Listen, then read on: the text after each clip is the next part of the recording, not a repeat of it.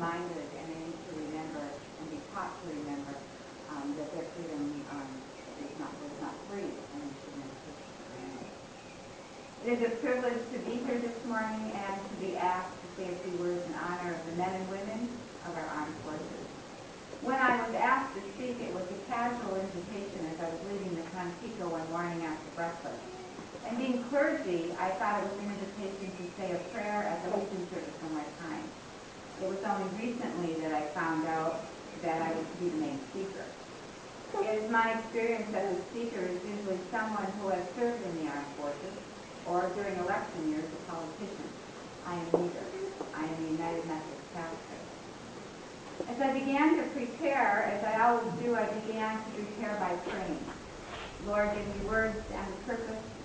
Help me to speak with clarity and with love.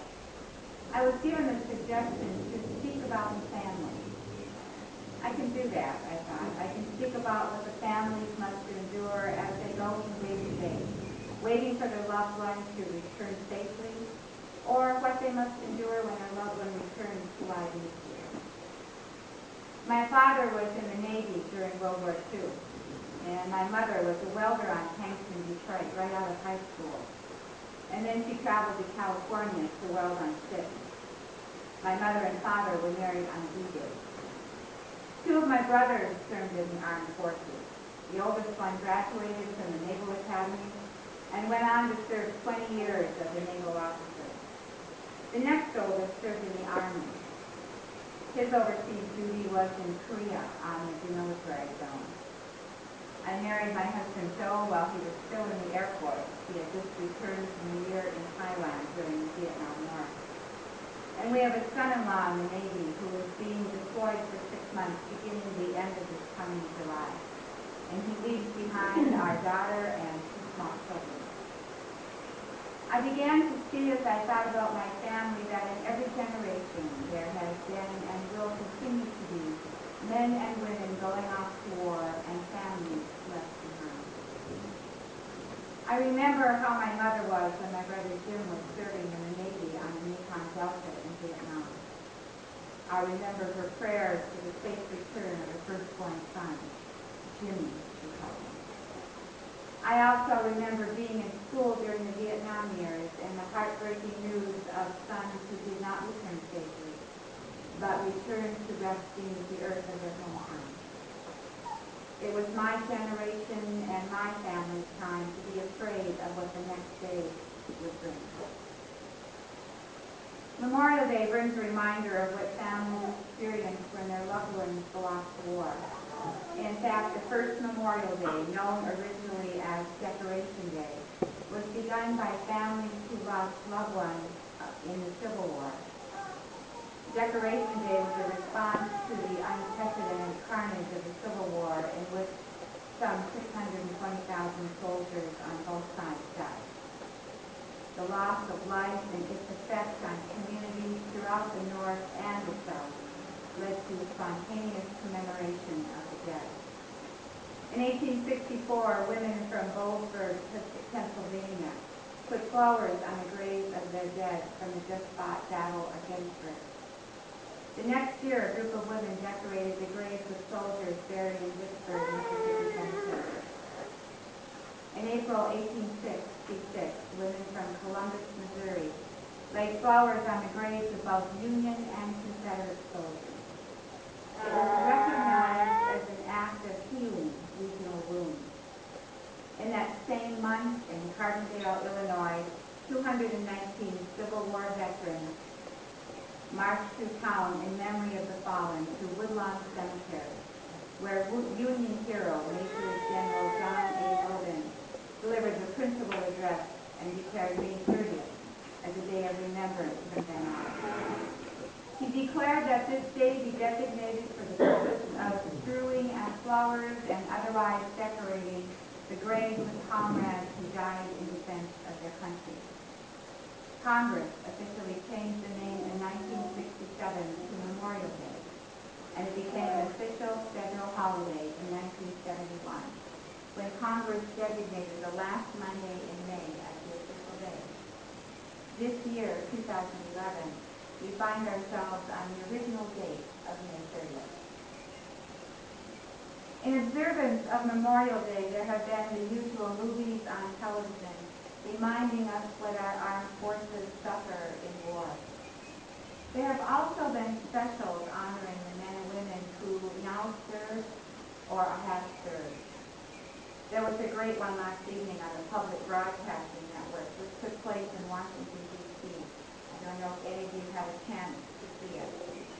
There were veterans there from World War II, the Korean War, Vietnam, and the latest wars in Iraq and Afghanistan. There were also family members of the dead and the wounded. One mother's statement about how she coped with the loss of her son in Iraq said it clearly. You just go on. At first you go on so you can keep breathing, and then you go on so you can honor them.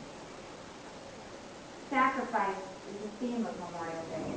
The sacrifice of individuals, the sacrifice of families, the sacrifice of communities, and the sacrifice of a nation.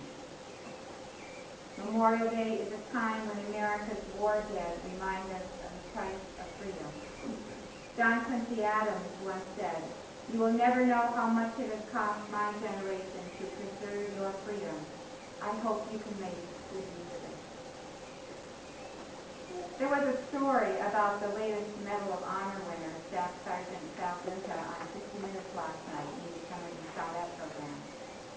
His comments about his award and his combat experience were typical of the sacrifice our military made. Sergeant Vinta is the first living recipient of the Vietnam War and one of only 85 living Medal of Honor winners, which is the highest military award this country offers. CBS showed the fight which earned Sergeant Vinta the award. He and the soldiers with him were serving in Afghanistan in the Korengal Valley, named by those who served there the Valley of Death. While returning to their mountain base camp, they were ambushed by Taliban fighters. And during the fight, their team medic, Hugo Mendoza, was killed. And another team member, Joshua Brennan, was wounded and captured by 2 Taliban fighters. As Brennan was being carried away, Staff Sergeant Vinta charged them, firing his weapon. He killed one of them, and the other one dropped Brennan and ran off. Even though Sergeant Joshua Brennan later died of his injuries, the 101 Airborne Division recognized what Staff Sergeant Sal Vinta had done in defense of his fellow soldiers.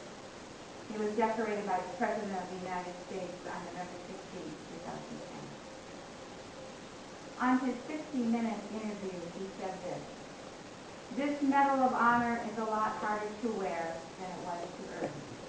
I just did what I had to do or what any other soldier would have done. I'm just an average soldier, really, just mediocre. Think of how good the great soldier is." The Bible tells us in the Gospel of John, the 15th chapter, the 13th verse, "Greater love hath no man than this, that a man lay down his life for his friends." These are Jesus' words. These are the words of the Son of God telling us how we are to live. And he gave us the ultimate example in his dying on the cross for us, so that we might have a relationship with our Creator, the Almighty God. It is my belief that we are to live our lives this way, sacrificing for one another. Our men and women who have served and who presently serve in the military serve as an example of this belief.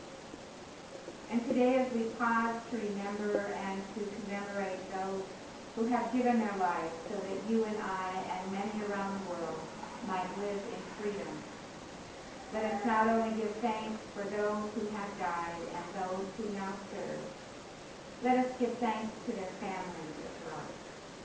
Thank you to the mothers and fathers who give their children. Thank you to the spouses who give their partners. And thank you to the children who give their parents. May we never take for granted the freedom we enjoy, which is not free, but for which many have paid.